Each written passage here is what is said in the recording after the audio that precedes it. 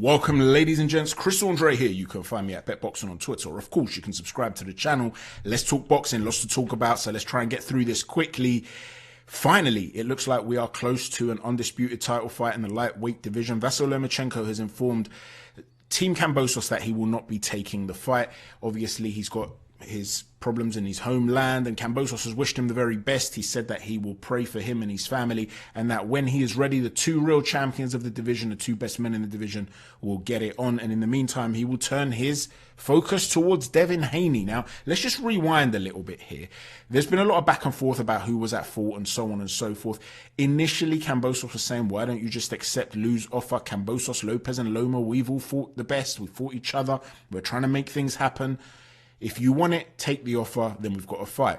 Or instead, you can counter offer, lowball, and then lie and make out like we didn't want to splatter your face all over the ring. But come back to me when you're serious, mate. Now, Eddie Hearn at the time, just 4 days later, came out and said that Haney wants Undisputed. He wants legacy, that he will do everything he can to make the Kambosos fight happen. He's probably willing to take money he may feel isn't the right money for this fight. I feel like there's no excuses. Now, this is quite a key situation here because Devin Haney has been paid, according to reports, more than he generates in terms of revenue, more than he is currently worth. Now, the reason is that DAZN believe he's going to be a superstar. So they're investing now in the hope of recouping that money and a whole bunch more in the future. Well, the key to that, the door to opening that and becoming a superstar, is becoming Undisputed potentially. So Eddie Hearn clearly feels that, yes, he should have taken less money if he feels that it was right at the time, because this could be his stairway to stardom, right? Well, the fight didn't occur, and according to George Kambosos, he basically said, you were offered it months ago, you played around, and in the meantime, the great Vasyl Lomachenko made it very simple that he would do anything to make it happen and that it was a done deal. But Loma now has a bigger fight at the moment, which I totally respect, so let's see how much your word is true. This was in response to Devin Haney then coming out and saying, whatever he's taken, we'll take the same offer about Lomachenko. But Devin Haney only came and made that statement after it became apparent that the Lomachenko deal had been done, according to reports. Now, you have to understand that Kambosos had developed a relationship with Top Rank. Although he's not with Top Rank, he had fought on a couple of their cards. Now, if you've made a deal with Bob Arum and you decide that you're going to backtrack to go and work with Eddie Hearn, you can imagine that you're seriously burning some bridges, right? So clearly from Kambosos' perspective, and I'm not laying any blame here at Haney, I believe Haney himself, the fighter, wants the fight. But whether it was his handlers, whether it was Haney being greedy, who knows? Whatever the case might have been, they seemed to play hardball in the negotiations. It backfired, and Kambosos said, right, we'll go to Lomachenko. I'm the A-side, I can make a lot more money. I'm going to go for that fight instead.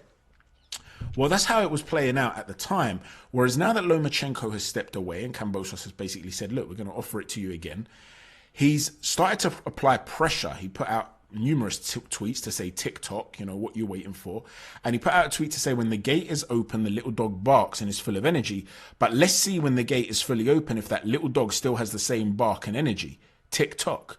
And then Michael Benson put out a tweet to say that Eddie Hearn had spoken to him personally and said they are in negotiations. They have received an offer.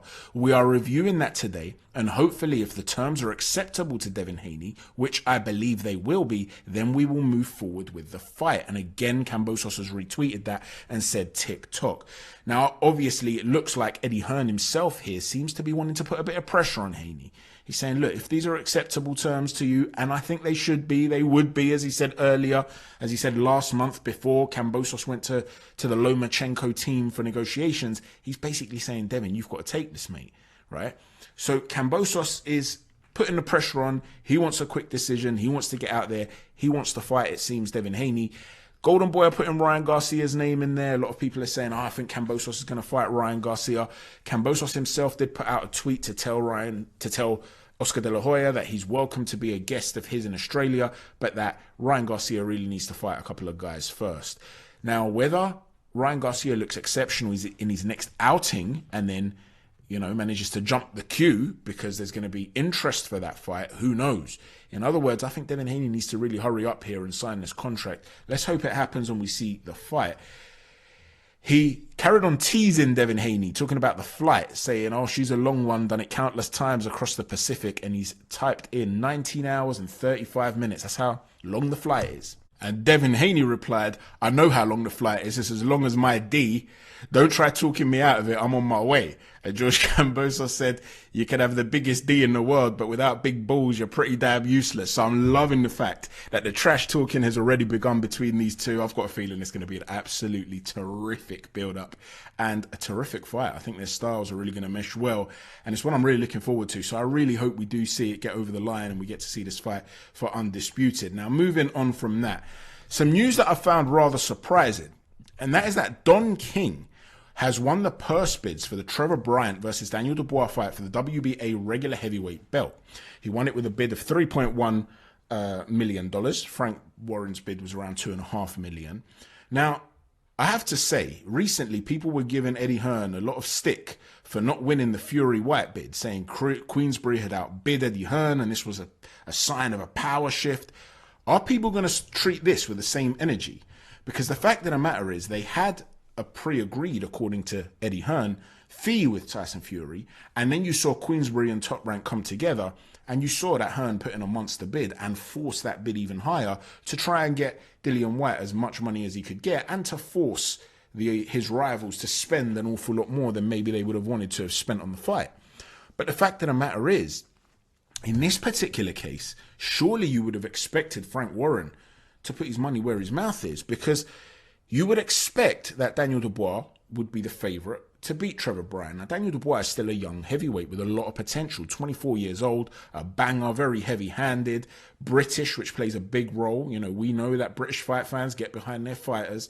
If he's able to pick up a WBA regular, and he hasn't suffered too much physical and psychological damage after that Joyce fight, he's potentially a star in the making. When I said this on Twitter, Billy Nelson, the trainer, who, you know, I've been very praising of. I think Billy's terrific. He's done a terrific job with Thor. He's done a really good job with Martin Bacoli. So, you know, I like Billy, but he did not agree with me. He came out and he said, what are you talking about? Basically, you really think that Daniel Dubois is going to be a star? Listen, we're talking about potential here. He's a young heavyweight. He's a baby for a heavyweight at 24 years old. You know, something that Dan as well at DJ Box 101 came out and said he's a baby, and he's right to say that. He's a baby at heavyweight. So the potential's there. He was very competitive against Joe Joyce. It was a nip and tuck fight. People have suddenly wanted to write Daniel Dubois off, right, just because of one loss. I understand maybe it was the nature of the loss, but nonetheless, if Dubois can get a string of victories together and he's looking terrific, knocking guys out, he's potentially a future star. So why would you possibly risk him getting robbed? Because if Daniel Dubois loses by decision in even a close fight, let's say it's a close fight that Dubois should have won, but instead he doesn't get the decision, where does Dubois go from here? Surely this is a potentially really good asset for Frank Warren that he'd want to invest in. Let me know what you think about this. A lot of people are saying that maybe Don King's put in too high a bid than what he can actually back up, and that there's going to be some shenanigans with not being able to deliver the fight and so on and so forth. Let me know what you think about all this and whether you believe Frank Warren should have won this purse bid. But don't worry, we're not just picking on Frank Warren. We're going to talk a little bit about Eddie Hearn as well. He has decided to put on Joshua Buatsi versus Spider Richards, a terrific fight that I cannot wait for, on the same night as Zach Parker against Demetrius Andrade. Another fight that I can't wait for. Now, is this because DAZN is that archive of boxing, the Netflix of boxing, say he's not too fussed whether people watch it live or not? Or is he specifically trying to punish Demetrius Andrade? Because from what I've been led to understand, and I've read in multiple sources, this is the last fight of the deal with Demetrius Andrade and Eddie Hearn. So is that the issue here? Is he upset that Andrade is not signing with him again? Or has he just given up on Andrade and he just doesn't think he's a worthwhile investment? And so as a result of that, because he doesn't think, even if Andrade was willing to sign again with Eddie Hearn, that he's going to make money off him, he's thinking, well, listen, I might as well try and harm Frank Warren again and affect his card by trying to draw some eyes to my card on DAZN. Let me know what you think about this. Eddie Hearn has tried to play this power play a little bit more of late, hasn't he? We've seen him become a little bit more spiteful, shall we say. You see that top photo there in the top left with Fraser Clark, Derek Chisora. You've got Eddie Hearn in the middle, Dana White and Anthony Joshua. This is from the UFC card in London, the weekend just gone. Now, Fraser Clark, of course, has signed with Sky. He's not with Eddie Hearn. And we know that the split with Sky, although there was a lot of sort of talk of humility and being polite, there's been a bit of passive aggressiveness there as well, hasn't there? You get the feeling it's been somewhat of an acrimonious split. Well, when Eddie Hearn uploaded this photo on Instagram, he actually cut out Fraser Clark. He was asked about this and he basically said, listen, I thought I looked really good in the photo and I had to zoom in a little bit, and he's not with us, so there's nothing but love, nothing personal there, but he had to get cropped out and he tried to make a joke of it. Well, Fraser Clark wasn't too impressed, but clearly he tried to make a joke of it too, and he brought up some quality banter. He cut and pasted the head of Ben Shalom on the head of Eddie Hearn. Ben Shalom, of course, is the promoter that's taken over from Eddie Hearn at Sky, and Sky have been doing some big things. They've been producing a lot better content than was expected, because obviously they started at zero, and so far they've really been delivering. So Ben Shalom's a little bit of a golden boy at the moment, and I'm sure this rubbed Eddie Hearn up the wrong way, but that's something to think about. Now, staying on the theme of Eddie Hearn and Buatsi and Richards, he did come out and said that Canelo Alvarez wants to fight in London or Guadalajara in December, and he said that the winner of Joshua Buatsi and Craig Richards, or John Ryder or Ilunga Makabu, are potential opponents. Canelo, of course, is due to face Bivol on May the 7th and Gennady Golovkin on September the 17th. He would have to overcome both guys, I'm assuming, for such a fight to go ahead. Me personally, I'd be most fascinated by a Buatsi fight or a Makabu fight, but let me know what you think. But is Eddie Hearn just teasing the London crowd here? Because he also said that Callum Smith's next fight will be in June, most likely on Anthony Joshua's undercard, and that if Smith doesn't get a world title shot this year, then he may end up in a big domestic fight against the winner of Buatsi or Richards. So obviously, he's planning for the winner of Buatsi or Richards to be involved in some sort of big fight, whether that's Callum Smith at the end of the year, which would be a big domestic clash, or whether it would be Canelo Alvarez, which of course would be a monster clash. It looks like there's a lot riding on that fight, isn't there? So keep your eyes out for this, because this could play out in a really interesting way. Now, moving on from that, Alexander Usyk, according to Mike Coppinger, has received permission from the Ukraine sports minister to leave the country if he wants to begin training camp for an Anthony Joshua fight in the summer. Now, Egis Klimas was not pleased with this. For some reason, it really rubbed him up the wrong way, the choice of words. He said, let me tell you something, smart ass. First of all, Usyk does not need special permission to leave the country, as he is the father of 3 children. It's Ukrainian law. Before you post anything, check first. Now, to me, it looks like there's some sort of beef there, some underriding issue, because I mean, that's not the biggest of deals, right? I mean, it is permission. If you go to the website, you'll see that one of the exemptions for not being allowed to leave during a time of war, because males aged 18 to 60 are restricted from being able to depart from that part of the world now, is that if you've got 3 children. So that is kind of like being provided permission, right? Being given an exemption, but it's an exemption, not a special exemption from the Ukrainian sports minister. It's a national exemption that exists and is in place. I'm not sure why Egis has gone so mad there at that, but nonetheless, it's rubbed him up the wrong way. And it does look like the fight is going to happen. Unlike Lomachenko, who's decided that he wants to stay back, the reports are that Usyk is going to prepare for camp. Now, Usyk did give an interview recently where he was basically speaking about what he was doing over there, and he was saying he's not on the front line, that during times of war there's a lot of looting that's going on, and that it is a man's duty to protect his family and his property. So it looks like he's at home defending his village, so to speak, or his town or whatever it might be, but specifically his home from looters. Now, I'm not sure whether that means he would then take his family out of the country with him to ensure that they're safe, but it does look like he's willing to take on this fight. So hopefully, all being well, we get to see the monster rematch between Alexander Usyk and Anthony Joshua. Now, moving on from that, Andy Ruiz is looking to get back in action. According to Eddie Hearn, he really wanted to make the Chisora fight. That would be a really interesting fight to me, because Andy Ruiz, of course, has the very fast hands. He's got underrated, in my opinion, head movement when he's fresh. When he gets tired, he can stop moving his head, but when he's fresh, he's got a nice slip counter. And you can see it here on the pads as well, actually. And because of that, he's the sort of guy that likes to come forward. He's not got the fastest feet in the world. Well, Derek Chisora is a very big, strong man. Apart from Carlos Takam, I've not really seen anybody force Chisora back. And even that wasn't a complete mismatch in strength. Would Ruiz, particularly the smaller Ruiz, be able to push Chisora back? If he can't push him back and he holds his feet, he's going to be looking to counter Chisora as Chisora's coming in with those big looping shots. He's going to be looking to light up Chisora on the entry point.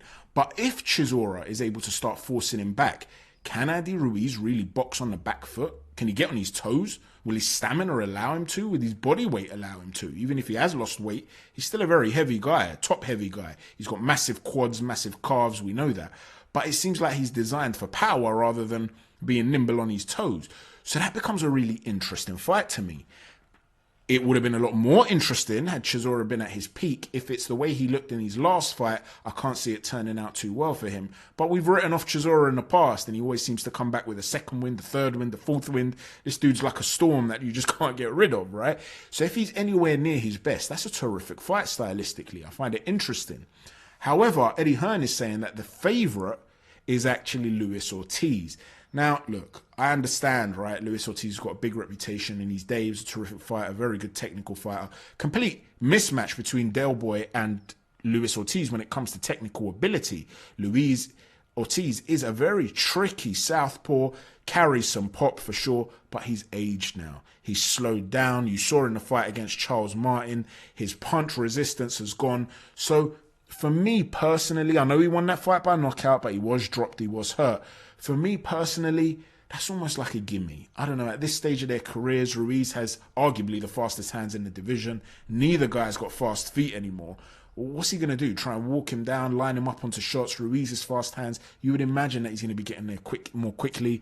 I can only really see Ruiz winning that fight, right? Unless Ortiz catches him with something big.